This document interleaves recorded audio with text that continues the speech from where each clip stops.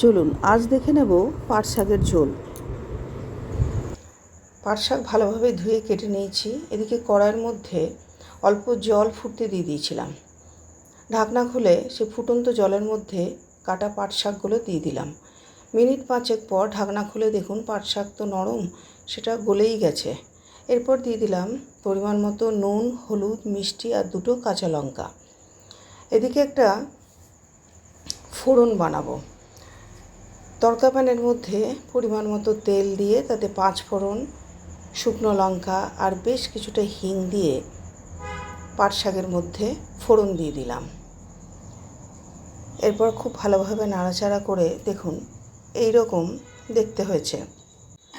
গরমকালের জন্য এই শাকটা খুবই উপকারী, খুব স্বাস্থ্যকর একটা খাবার।